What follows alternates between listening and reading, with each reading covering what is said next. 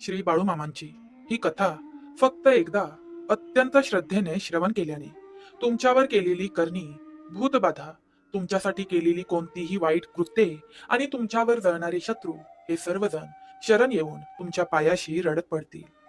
लक्षात ठेवा, बाळूमामांची ही कथा ऐकणारा मनुष्य कधीही गरिबीत आणि पापात राहत नाही. ही कथा श्रवण करताच तुमच्या मनातील सर्व इच्छा पूर्ण होतील. तुमच्या पाठीला लागलेली इडापिडा, साडेसाती, कितीही मोठा आजार, रोग, वाईट शक्ती, नकारात्मक ऊर्जा, ग्रहबाधा किंवा डोळ्यात पाणी आणणारी कितीही मोठी संकटे असू देत, मामांच्या नावाने ती मेणबत्तीप्रमाणे वितळून जातील. त्यामुळे बाळूमामांची आजची ही अत्यंत पवित्र आणि दुर्मिळ कथा शेवटपर्यंत नक्की ऐका. कारण आजचा हा एक प्रसंग तुमच्या भाग्यात भयंकर मोठा आणि सकारात्मक बदल घडवून आणणार आहे.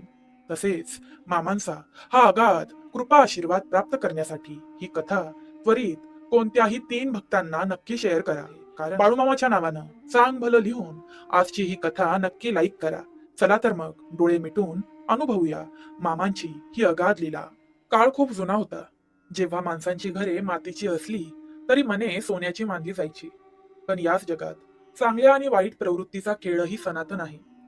कोल्हापूर आणि बेळगावच्या सीमेवर वसलेल्या एका निसर्गरम्य गावात सदाशिव नावाचा एक अत्यंत सधन आणि प्रतिष्ठित माणूस राहत होता. गावाच्या अगदी मध्यभागी त्याचा भव्य असा दुमजली कौलारू वाडा दिमाखात उभा होता. त्याच्या वाड्याच्या दारात गाई म्हशींचा मोठा गोठा होता, जिथे दूध दुभत्याची कधीही वानवा होती. घरात धान्याची कोठारे इतकी भरलेली असायची की कुणीही गरजू त्याच्या दारात आला तर तो कधीही रिकाम्या हाताने परत जायचा नाही. सदाशिव स्वभावाने तसा प्रामाणिक आणि कष्टाळू होता. पण मानवी स्वभाव फार विचित्र असतो. जेव्हा मनुष्याकडे अपार संपत्ती, सत्ता आणि सुख येते, तेव्हा न कळतपणे त्याच्या मनात अहंकाराचे बी रोवले जाते. सदाशिवच्या बाबतीतही नेमके हेच घडले. संपत्तीच्या गुरमीत आणि पैशांच्या धुंदीत त्याच्याकडून अजाणतेपणी अनेक गरीब मजुरांचा, लाचार लोकांचा आणि असहाय्य जीवांचा अपमान झाला. माझ्याकडे पैसा आहे, मी काहीही करू शकतो, ही गर्वाची भावना त्याच्या मनात कुठेतरी घर करून बसली होती. आणि निसर्गाचा, कर्माचा हा अटळ नियम आहे की माणसाचा अहंकार कधी ना कधी मातीत मिळतोच. सदाशिवचे आयुष्य असेच सुखासिंतेत वाहत होते. पण नियतीचे चक्र कधी कुणासाठी थांबलेले नाही. अचानक एका क्षणी त्याच्या आयुष्यात दुर्दैवाची आणि साडेसातीची अशी एक भयंकर काळ रात्र सुरू झाली, जिने त्याचे संपूर्ण जगच उद्ध्वस्त करून टाकले.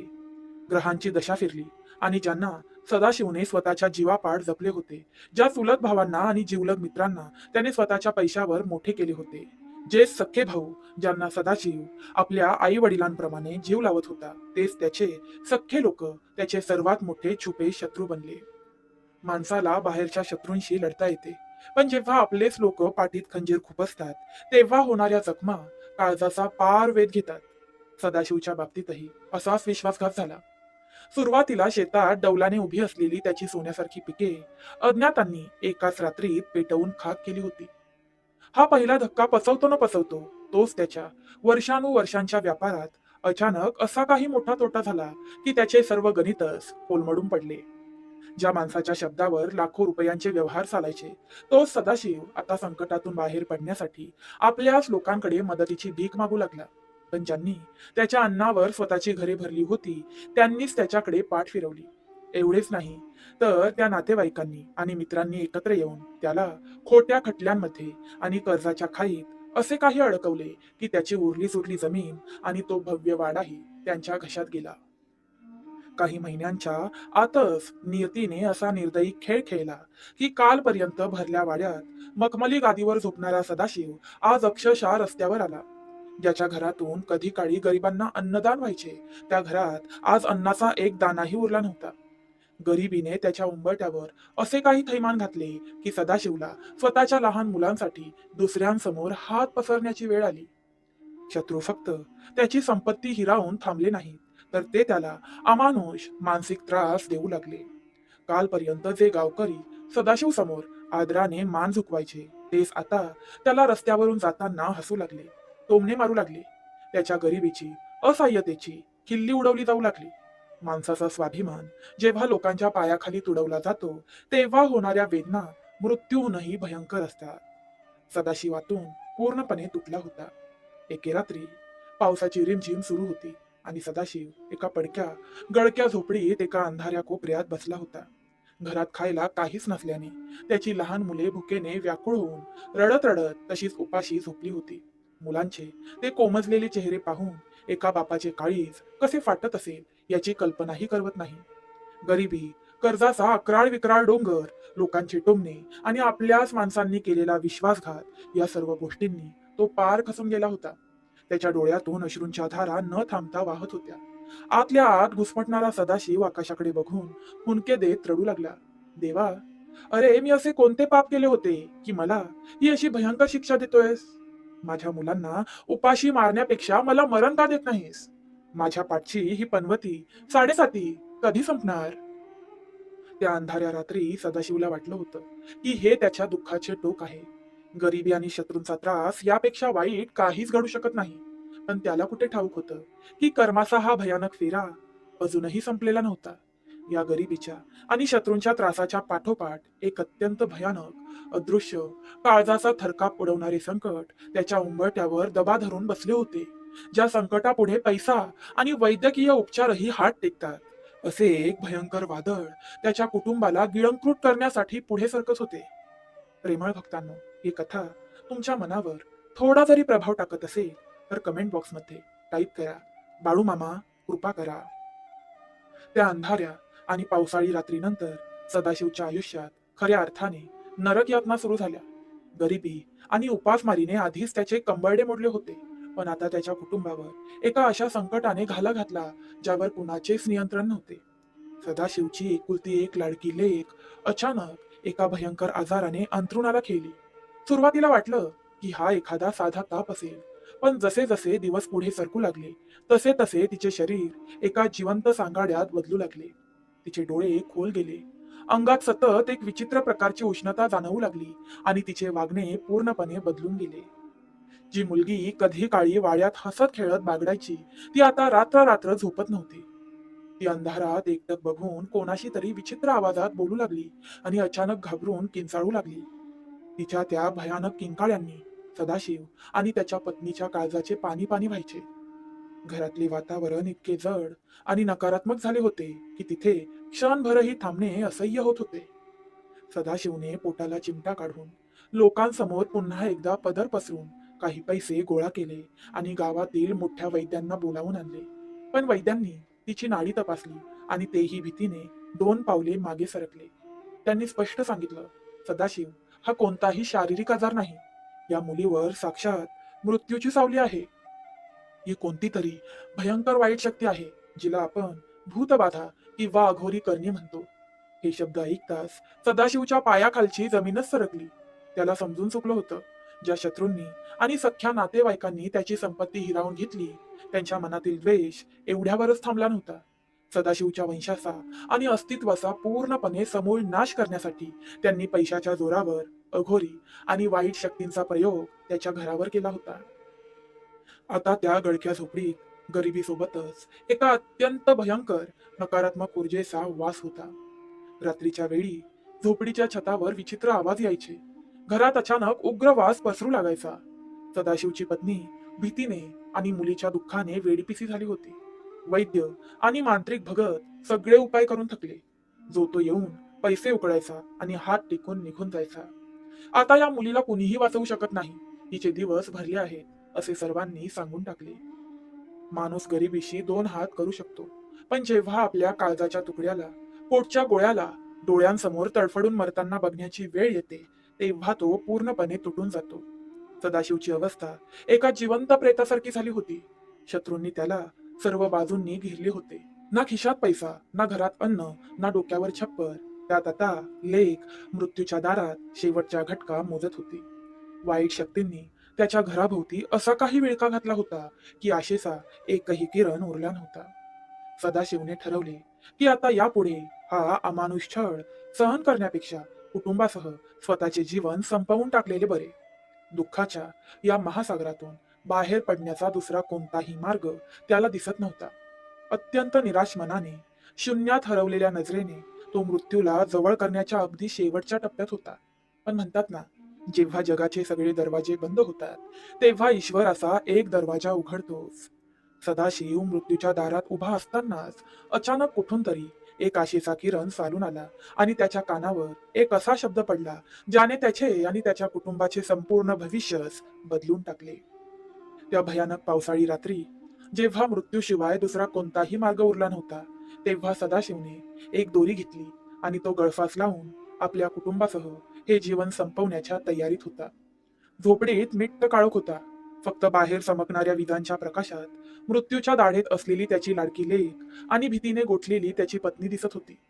सदाशिवने डोळे मिटले आणि देवाचा धावा करत तो शेवटचे पाऊल उचलणार तेवढ्यात त्या गळक्या झोपडीच्या तुटक्या दारावर कोणीतरी थाप मारली. अरे बाबा, आत कोणी आहे का?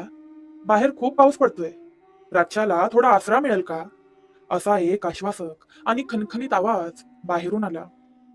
सदाशिव दचकला. या मध्यरात्री या गरीबाच्या झोपडीत कोण आले असेल? त्याने अडखळत जाऊन दार उघडले. दारात एक वृद्ध वारकरी उभा होता. अंगावर घोंगडी, डोक्यावर पांढरा फेटा आणि कपाळाला पिवळा जर्द असा एक विशेष बुक्का लावलेला होता. त्या वृद्धाच्या चेहऱ्यावर एक विलक्षण तेज आणि डोळ्यात अपार शांती होती. सदाशिवने त्याला आत घेतले. त्या वृद्धाची नजर थेट कोपऱ्यात तडफडणाऱ्या आणि विचित्र आवाज काढणाऱ्या त्या लहान मुलीवर गेली. तिची ती अवस्था पाहून तो वृद्ध सर्व काही समजून चुकला. त्याने सदाशिवच्या हातातली दोरी पाहिली आणि अत्यंत शांतपणे म्हणाला, अरे वेड्या, ज्याने जन्म दिलाय तोच मरण ठरवणार. तू कोण रे तुझा आणि तुझ्या लेकरांचा जीव घेणारा? संकटाला पाठ दाखवणारा कसला रे तू बाप? सदाशिवच्या भावनांचा बांध फुटला. तो त्या अनोळखी वृद्धाचे पाय धरून ढसाढसा रडू लागला. त्याने आपला सगळा भूतकाळ, संपत्तीचा नाश, नातेवाईकांचा विश्वासघात आणि आता लेकीवर आलेली ही भयंकर करणी सर्व काही रडत रडत सांगून टाकली. मामा, आता माझी लेक वाचत नाही. वैद्य, मांत्रिक सगळे हात टेकून गेलेत. या वाईट शक्तीने माझ्या घराला गेलंय. आता मरणाशिवाय काय उरलंय माझ्याकडे? सदाशिव हुंदके देत म्हणू लागला. तो वृद्ध हसला. त्याने आपल्या खिशातून एका कागदाच्या पुडीत बांधलेला पिवळा बुक्का म्हणजे भंडारा काढला. तो सदाशिवला म्हणाला, तुझ्या लेकीला आता जगातला कोणताही मांत्रिक किंवा वैद्य वाचवू शकणार नाही. पण जगात असा एक देव आहे ज्याच्या नावाने यमराजही 2 पावलं मागे सरकतो. जा, हा पवित्र भंडारा तुझ्या लेकीच्या कपाळाला लाव आणि बघ काय होतंय. सदाशिवने कापत कापत तो पिवळा भंडारा हातात घेतला आणि लेकीच्या जवळ गेला. ती मुलगी डोळे विस्फारून दातोट खात सदाशिवच्या अंगावर धावून येत होती. पण जसा सदाशिवने तो भंडारा तिच्या कपाळाला लावला तसा एक अद्भुत चमत्कार घडला. जणू एखाद्या पेटत्या निखाऱ्यावर पाण्याचे हंडे उठावेत तशी ती मुलगी एका क्षणात शांत झाली. तिच्या अंगातली ती भयंकर तडफड थांबली. तिचे डोळे मिटले आणि कित्येक महिन्यानंतर ती पहिल्यांदाच अत्यंत शांतपणे झोपी गेली. झोपडीत पसरलेला तो उग्र आणि नकारात्मक वास कुठल्या कुठे गायब झाला. सदाशिव आणि त्याची पत्नी अवाक होऊन हे बघतच राहिले. जो आजार हजारो रुपये खर्च करून गेला नाही, तो चुटकीभर भंडाऱ्याने कसा शांत झाला? सदाशिव त्या वृद्धाच्या पायावर कोसळला. कोण आहात तुम्ही? आणि ही कोणती जादू आहे? हा पिवळा बुक्का आहे तरी कुठला? वृद्ध प्रेमाने सदाशिवच्या पाठीवरून हात फिरवत म्हणाला, बाबा, ही जादू नाही. हा कोल्हापूर जिल्ह्यातील आदमापूरच्या संत श्री बाळू मामांचा पवित्र भंडारा आहे. बाळू मामा म्हणजे साक्षात महादेवाचा अवतार. ते मेंढ्यांच्या कळपात राहतात. गरिबांचा, दीन दुबळ्यांचा कैवारी म्हणजे माझा बाळू मामा. त्याच्या भंडाऱ्यात इतकी ताकद आहे की भल्या भल्या करणीचा, भूतबाधेचा आणि दुर्दैवाचा तो एका क्षणात कोळसा करून टाकतो. उद्या उजाडताच तुझ्या लेकीला घेऊन मामांच्या तळावर जा. तोच आता तुझा एकमेव आधार आहे. दुसऱ्या दिवशी पहाटे उठून सदाशिवने पाहिले तर तो वृद्ध तिथे नव्हताच. पण त्याने दिलेला तो आशेचा किरण सदाशिवच्या मनात घर करून गेला होता. आदल्या रात्रीपर्यंत ज्या सदाशिवच्या मनात आत्महत्येचे विचार होते त्याच्या अंगात आता 1000 हत्तींचे बळ संचारले होते. खिशात एक दिडकी नव्हती, प्रवासाला वाहन नव्हते, पण त्याने ठरवले की आता काहीही झाले तरी लेकीला मामांच्या चरणी ठेवायचेच. त्याने आपल्या आजारी बेशुद्ध लेकीला पाठीवर बांधले आणि पत्नीला सोबत घेऊन तो पायीच बाळू मामांच्या शोधात निघाला. रस्ता सोपा नव्हता. पायात चप्पल नाही, अंगावर धड कपडे नाही, वाटेत खायला अन्नही नाही. ऊन, पाऊस, चिखल तुडवत ते चालत होते. लोक वेड्यात काढत होते, पण सदाशिवच्या ओठांवर आता फक्त एकच मंत्र होता, बाळूमामाच्या नावानं सांग भलं. त्याच्या आतला अहंकार आता पूर्णपणे नष्ट झाला होता. आता तो एक सधन सावकार राहिला नव्हता, तर एका बापाच्या रूपातला अत्यंत लाचार आणि निष्पाप भक्त बनला होता. तो आपल्या लेकीचे प्राण वाचवण्यासाठी सर्वस्व पणाला लावून चालला होता. कित्येक दिवसांच्या खडतर प्रवासानंतर, पाय रक्ताळून गेल्यानंतर, एके दिवशी दुपारच्या वेळी त्यांना लांबून एका रानात हजारो मेंढ्यांचा कळप दिसला. मेंढ्यांच्या गळ्यातील घागरींचा तो गोड आवाज सदाशिवच्या कानावर पडला आणि त्याचे डोळे पाणावले.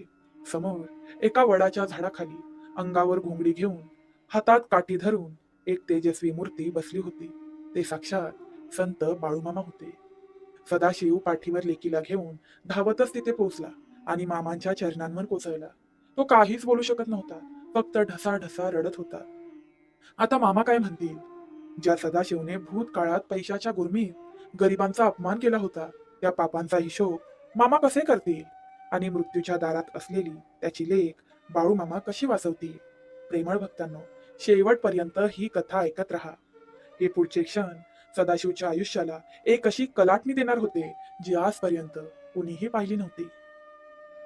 रानातील त्या शांत वातावरणात, वडाच्या त्या विशाल झाडाखाली सदाशिव आपल्या बेशुद्ध लेकीला पाठीवरून उतरवून बाळूमामांच्या चरणांवर कोसळला. त्याच्या डोळ्यातून वाहणाऱ्या अश्रूंनी मामांचे पाय भिजून गेले. कित्येक महिन्यांची साठलेली घुसमट, गरिबीचे चटके, लोकांचे टोमणे आणि पोटच्या गोळ्याला मरताना बघण्याचे दुःख, हे सर्व तो त्या अश्रूंच्या वाटेने मामांच्या चरणांवर रीता करत होता. त्याला काहीही बोलता येत नव्हते, फक्त त्याचे हुंदके त्या शांत रानात घुमत होते. मामा आपल्या घोंगडीवर अत्यंत शांतपणे बसले होते.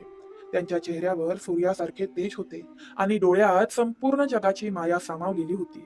त्यांनी आपल्या हातातील काठी बाजूला ठेवली, सदाशिवच्या पाठीवरून अत्यंत प्रेमाने हात फिरवला आणि आपल्या खणखणीत पण तितक्याच मायाळू आवाजात म्हणाले, "उठ र सदाशिवा, लय दमून आलायस, रडू नकस, मी आहे की इथं." हे शब्द कानावर पडताच सदाशिव दचकून मागे सरकला. त्याने डोळे विस्फारून मामांकडे पाहिलं. "मी तर या महात्म्याला आयुष्यात पहिल्यांदाच बघतोय, तरीही यांना माझे नाव कसे माहिती?" त्यांच्या मनातला हा गोंधळ त्या अंतर्ज्ञानी बाळूमामांनी एका क्षणात ओळखला होता. मामा थोडेसे हसले आणि मग म्हणाले, "अरे वेड्या, तू कुठून आलायस? तुझ्यावर कोणती वेळ आली या आणि तुझ्या लेकीच्या अंगात कोणतं भूत नाचतं या, हे सगळं मला इथं बसल्या बसल्या ठाऊक आहे. तू काहीच सांगायची गरज नाही." सदाशिव हात जोडून मामांसमोर गुडघ्यावर बसला. "मामा, माझे सगळे मार्ग बंद झालेत. माझ्याच लोकांनी माझा घात केला. माझा वाडा, जमीन सगळं हिरावून घेतलं आणि आता माझ्या वंशाचा नाश करण्यासाठी या लेकीवर भयंकर करणी केली आहे. मला यातून वाचवा मामा." त्यावर मामा अत्यंत गंभीर झाले. त्यांची नजर भेदक झाली. त्याच क्षणी सदाशिवला त्याच्या कर्माची शिकवण देण्याची वेळ आली होती. मामा म्हणाले, "सदाशिवा, तुझ्याच लोकांनी तुझा घात केला, हे खरं आहे. पण बाबा, तू कधी विचार केलास का की तुझ्यावर ही गरिबीची आणि दुःखाची वेळ आली तरी का? जेव्हा तुझ्या दारात गाई म्हशींचा गोठा होता, घरात धान्याची कोठारं होती, तेव्हा तू काय करत होतास? पैशाच्या धुंदीत आणि अहंकारात तू कितीतरी गरीब मजुरांना, लाचार माणसांना आपल्या वाड्याच्या पायरीवरून हाकलवून दिलं होतं. त्यांच्या डोळ्यातलं पाणी तुला दिसलं नाही? अरे, देव कुणालाच शिक्षा देत नसतो, पण माणसाचं कर्म त्याला कधीच माफ करत नसतं. जसं पेराल तसंच उगवतं. तुझ्या त्या अहंकाराची आणि वाईट कर्माची फळच तू आज या गरिबीच्या आणि साडेसातीच्या रूपानं भुगतोयस." मामांचे ते शब्द ऐकून सदाशिवच्या काळजात लख्ख प्रकाश पडला. त्याला आपला सगळा भूतकाळ आठवला. पैशाच्या गुरमीत आपण खरंच किती लोकांचा अपमान केला होता, याची त्याला जाणीव झाली. त्याचा उरला सुरला अहंकार, पैशाचा गर्व तिथेच त्या मातीत कायमचा गाडला गेला. तो खऱ्या अर्थाने आतून शुद्ध झाला. त्याने दोन्ही हात जोडून जमिनीवर डोके टेकवून मामांची आणि देवाची क्षमा मागितली. "मामा, मी चुकलो. माझा अहंकार मला नडला. माझ्या कर्माची फळे मी भोगली. पण आता ही गरिबी आणि हा त्रास माझ्या लेकरांना सहन होत नाही. मला हवी तर मृत्यूची शिक्षा द्या, पण माझ्या लेकीला वाचवा मामा, माझ्या लेकीला वाचवा." एका खऱ्या भक्ताचा हा पश्चाताप पाहून बाळू मामांची काळीच पाझरले. जेव्हा मनुष्य आपला अहंकार सोडून पूर्णपणे शरण येतो, तेव्हा देव त्याला कधीच दूर लोटत नाही. मामांनी आपल्या झोळीतून त्यांचा तो पवित्र भंडारा, बुक्का काढला. आधी तो भंडाऱ्याचा चिमूट त्यांनी सदाशिवच्या कपाळाला लावला आणि नंतर स्वतःच्या हाताने त्या बेशुद्ध लेकीच्या कपाळाला लावला. त्या भंडाऱ्याचा स्पर्श होताच एक अद्भुत घटना पुन्हा घडली. ज्या वाईट शक्तीने, ज्या करणीने त्या मुलीला मृत्यूच्या दारात नेले होते, ती नकारात्मक शक्ती मामांच्या त्या एका स्पर्शाने किंचाळून, जळून भस्मसात झाली. मामा त्या मुलीकडे बघून मोठ्याने ओरडले, चल, निघ इथून. माझ्या भक्ताच्या लेकीला जर पुन्हा हात लावलास तर तुझा समूळ नाश करीन. आणि खरोखरच काही क्षणातच ती मुलगी अत्यंत शांतपणे डोळे उघडून बसली. तिच्या चेहऱ्यावरील जो आजारपणाचा काळोख दूर झाला होता. कित्येक महिन्यानंतर ती पहिल्यांदाच बाबा असे म्हणून सदाशिवच्या गळ्यात पडली. सदाशिवला हे सर्व एखाद्या स्वप्नासारखे वाटत होते. जो आजार, जे संकट संपवण्यासाठी त्याने सर्वस्व गमावले होते, ते मामांच्या एका बुक्क्याने मेणासारखे वितळून गेले होते. मामा सदाशिवला जवळ घेत म्हणाले, ऐक सदाशिवा, आजपासून तुझी चिंता म्या घेतली आ.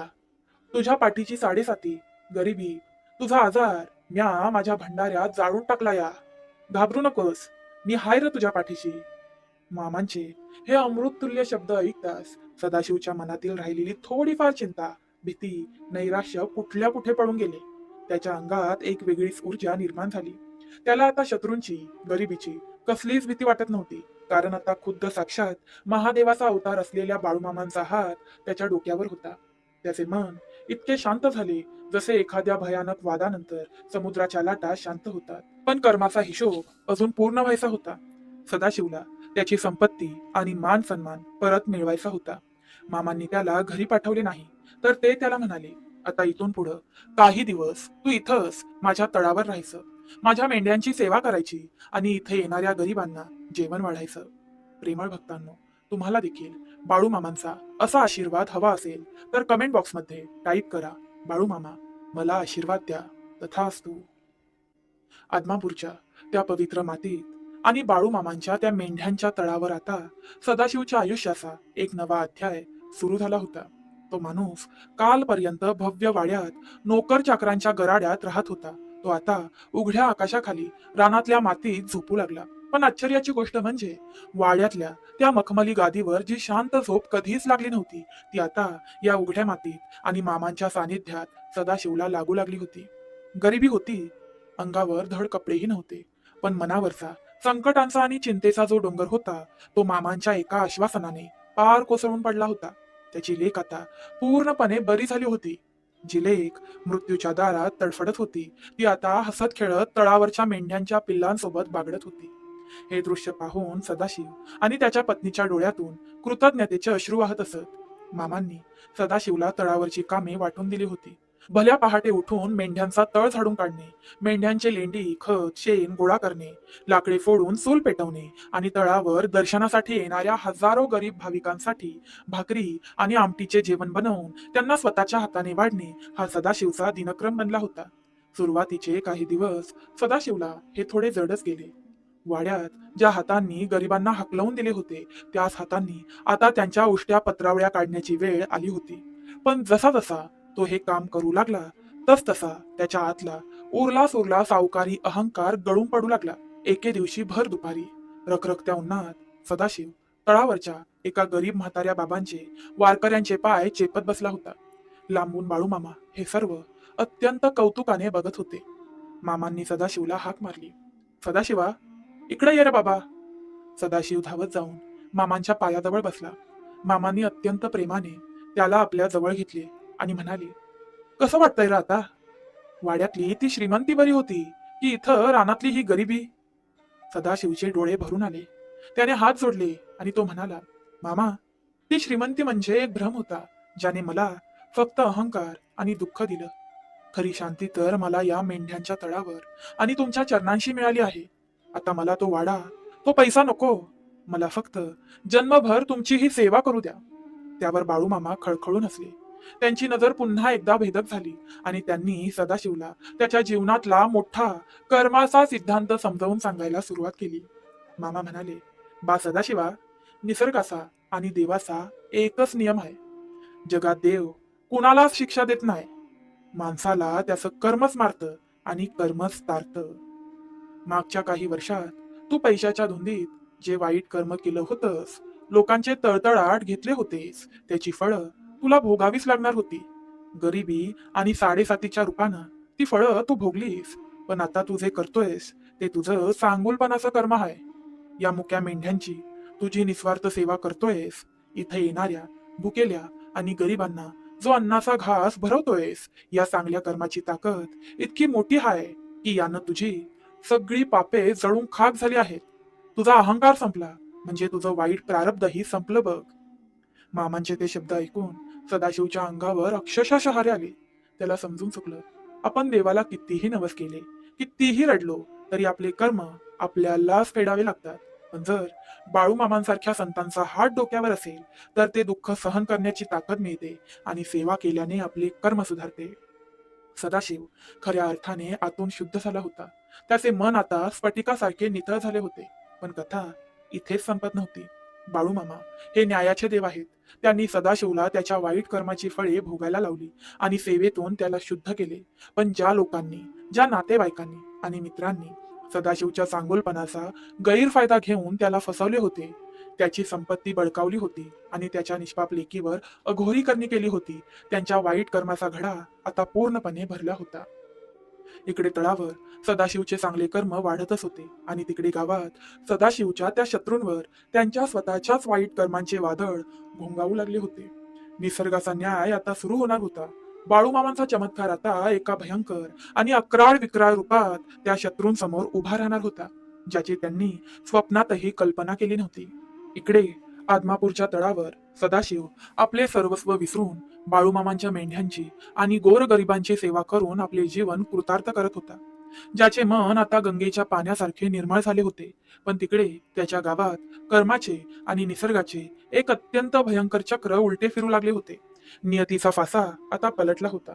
ज्या सख्या चुलत भावांनी आणि जवळच्या मित्रांनी सदाशिवच्या चांगुलपणाचा गैरफायदा घेऊन त्याला फसवले होते, त्याचा भव्य वाडा आणि जमीन जुमला बळकावला होता, ते सुरुवातीला पैशाच्या आणि सत्तेच्या धुंदीत खूप माजले होते. सदाशिव रस्त्यावर आला आणि त्याची लेक मरणाच्या दारात पोहोचली हे पाहून त्यांना एक विकृत आनंद मिळाला होता. पण त्यांना हे ठाऊक नव्हते की कुणाचे तरी वाईट करण्यासाठी आणि एखाद्याचा वंश संपवण्यासाठी सोडलेली काळी शक्ती करणी जेव्हा तिच्या लक्षापर्यंत पोहोचू शकत नाही, तेव्हा ती शक्ती परत फिरते आणि ज्याने तिला सोडले आहे त्याचाच समूळून नाश करते. बाळूमामांच्या त्या एका चिमूटभर भंडाऱ्याने सदाशिवच्या लेकीवर आलेले मरण तर हुसकावून लावलेच होते, पण ती वाईट शक्ती मामांच्या तेजाला धडकून परत फिरली होती आणि इथूनच त्या शत्रूंच्या आयुष्यात खऱ्या अर्थाने नरक यातना सुरू झाल्या. सदाशिवचा जो भव्य वाडा त्यांनी बळकावला होता, तिथे अचानक रात्रीच्या वेळी भयावह घटना घडू लागल्या. घरात ठेवलेले पैशांचे, दागिन्यांचे डबे अचानक काळे पडू लागले. ज्या भावाने सदाशिवची शेती बळकावली होती, त्याच्या उभ्या पिकाला एका रात्रीत अचानक अशी काही आग लागली की पाणी मारूनही ती आग विझेना. सर्व काही जळून खाक झाले. पण हे फक्त संपत्तीचे नुकसान नव्हते, अघोरी विद्येचा खरा उलटफेर आता सुरू झाला होता. ज्या मांत्रिकाला भरभक्कम पैसे देऊन त्यांनी सदाशिवच्या कुटुंबावर करणी केली होती, तो मांत्रिक एका विचित्र अपघातात रक्ताच्या थारोळ्यात तडफडून मारला गेला आणि त्यानंतर त्या शत्रूंच्या घरात तीच नकारात्मक शक्ती थैमान घालू लागली. त्यांची स्वतःची मुले रात्री अपरात्री झोपेतून दचकून उठू लागली आणि अदृश्य सावल्यांकडे बघून भीतीने किंचाळू लागली.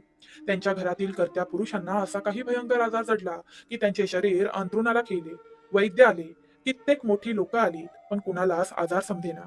घरात सतत कोबटवास, भांडणे आणि मृत्यूची भीती वावरू लागली. काही आठवड्यातच त्यांची अवस्था अशी झाली की सदाशिवची बळकावलेली संपत्ती तर नष्ट झालीच, पण त्यांची स्वतःची वर्षानुवर्षांची कमाई देखील या आजारपणात आणि नुकसानीत वाहून गेली.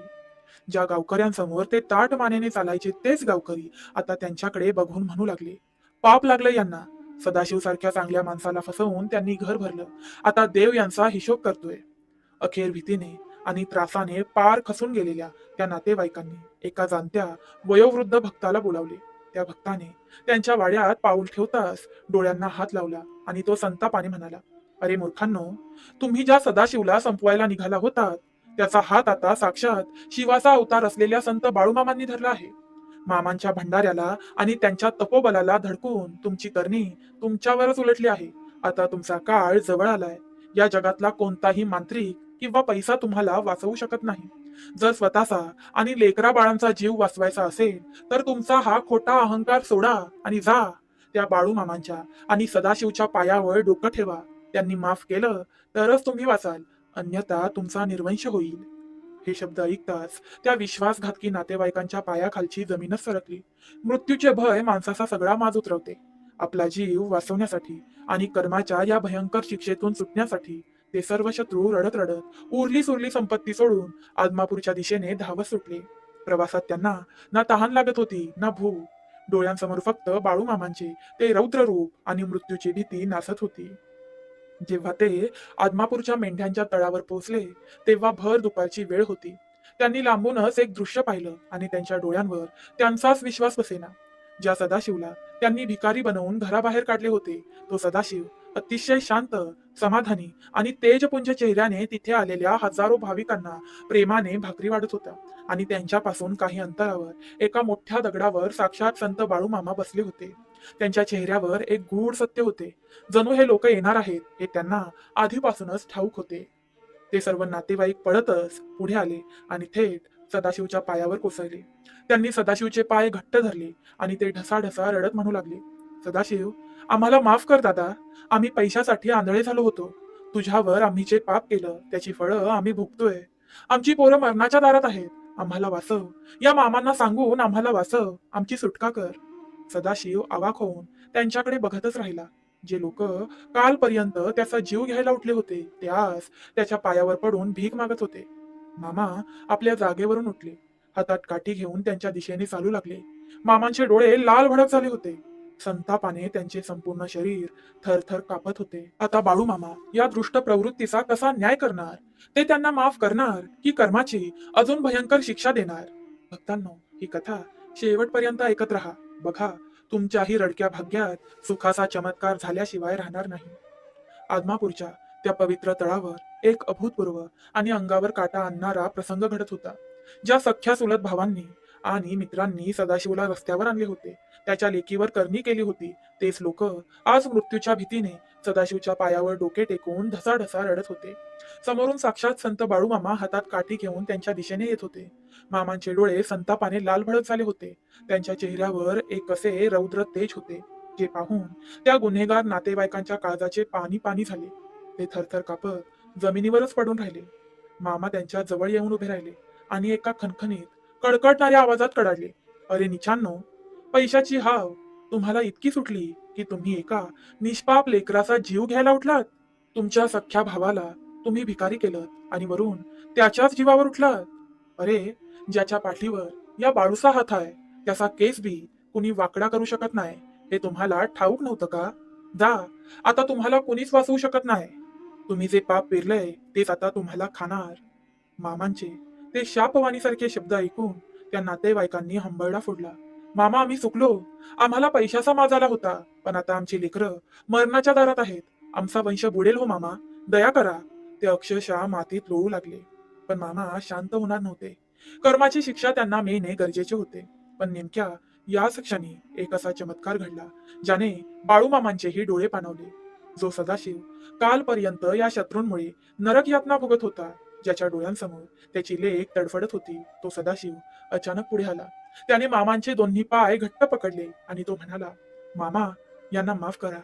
यांनी माझं सगळं हिरावून घेतलं, हे खरं आहे. पण आता मला माझा वाडा नको, ती संपत्ती नको, माझा पैसाही नको. पण यांच्या लेकरा बाळांना मरू देऊ नका. मी एका बापाचं दुःख जाणतो.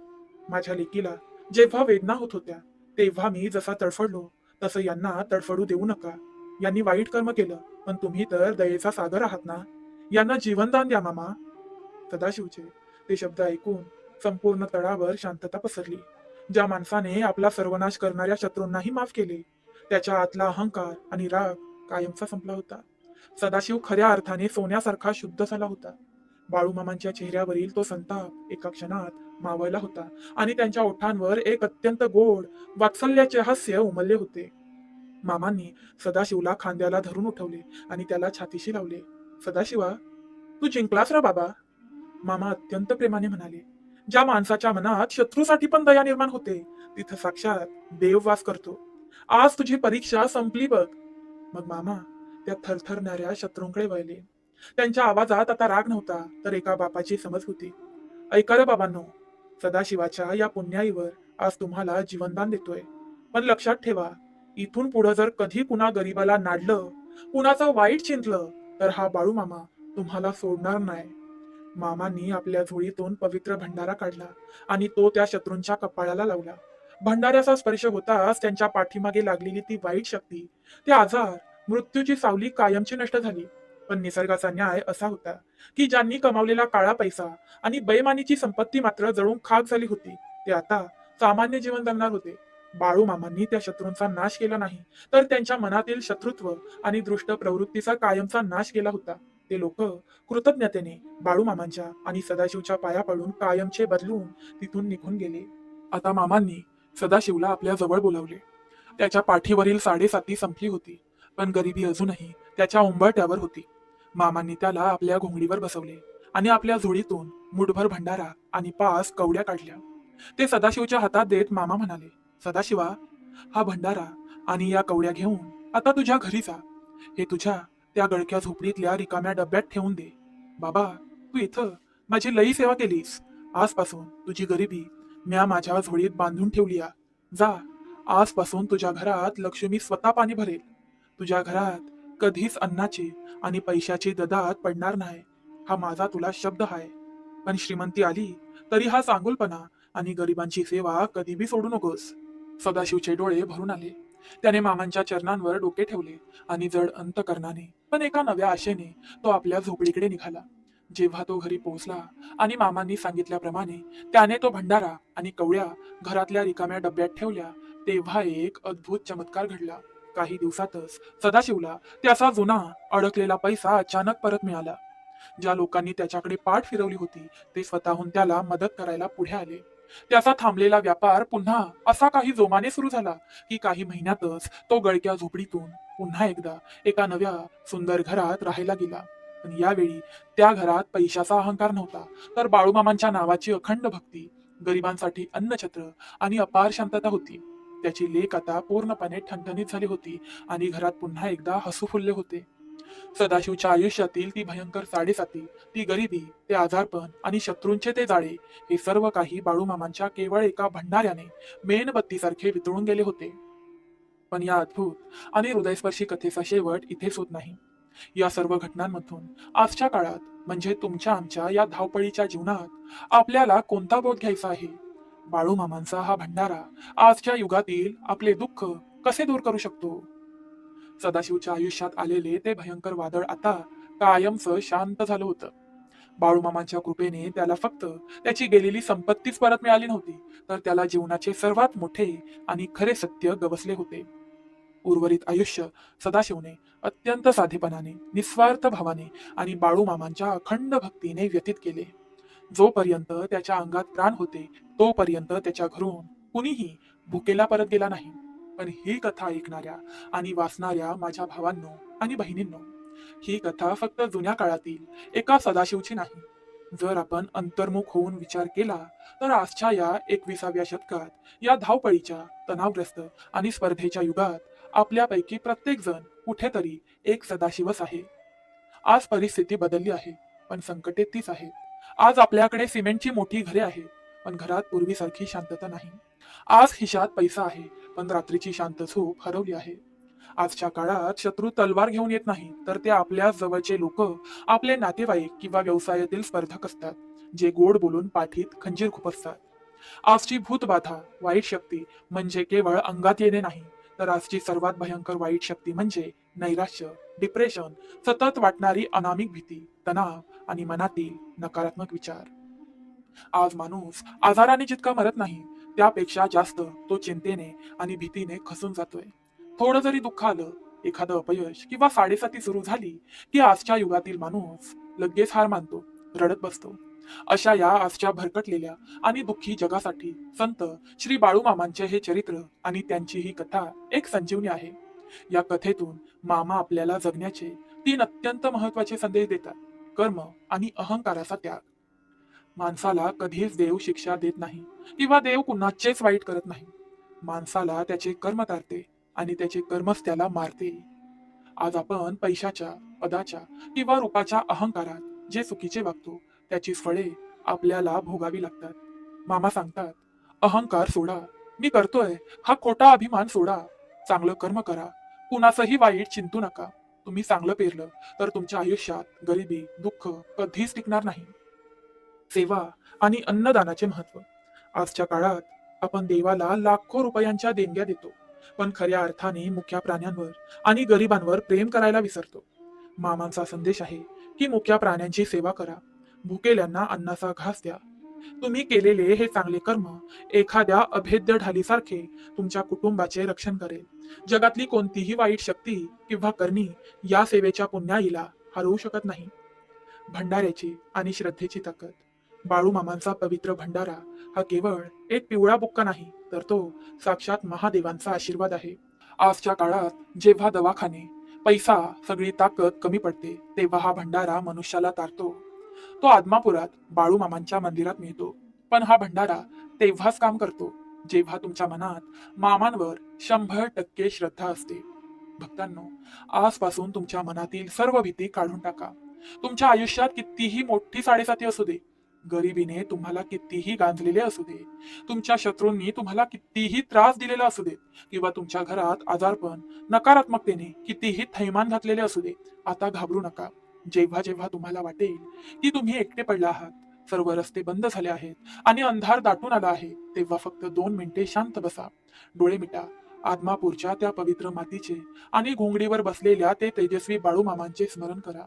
मनातून मामांना सांगा, मामा, मी थकलोय, आता माझ्याने हा भार उचलला जात नाही, हा माझा भार आता तुम्हीच सांभाळा. आणि विश्वास ठेवा, ज्या क्षणी तुम्ही तुमचा अहंकार आणि दुःख मामांच्या चरणी अर्पण कराल, त्या क्षणी तुमच्या पाठची साडेसाती, तुमचे आजार, गरिबी एखाद्या मेणबत्तीसारखे वितळून जाईल. तुम्हाला आतून एक अफाट शांतता जाणवेल. जणू काही मामा स्वतः तुमच्या जवळ आले आहेत. त्यांनी तुमच्या पाठीवरून अत्यंत प्रेमाने हात फिरवला आहे आणि ते तुम्हाला कानात सांगत आहेत, उठ रे बाबा, रडू नगस, मी आहे रे तुझ्या पाठीशी. तुझी सगळी चिंता म्या माझ्या झोळीत बांधून ठेवली आहे. हा शब्द, हा आधार, ही अनुभूती तुमच्या आयुष्यातील सर्व अंधार कायमचा दूर करेल. बाळूमामांचा कृपा आशीर्वाद तुमच्यावर, तुमच्या कुटुंबावर सदैव राहो, हीच प्रार्थना. बोला संत श्री बाळूमामाच्या नावानं सांग भलं. प्रेमळ भक्तांनो, आजची कथा सांगताना माझ्याकडून काही उच्चार चुकीचे निघाले असतील, काही शब्द मी चुकीचे बोलून गेली असेल, तर मोठ्या मनाने आपली लेक, आपली लहान बहीण समजून मला क्षमा करा. मी देखील बाळूमामांच्या पायाखालची धुळी समान भक्त आहे. प्रेमळ भक्तांनो, तुम्हाला आजची कथा कशी वाटली हे नक्की आम्हाला कमेंट करून सांगा. तुम्ही जर आपल्या चॅनलवर नवीन असाल तर आपल्या आम्ही स्वामी भक्त या चॅनलला सबस्क्राईब करून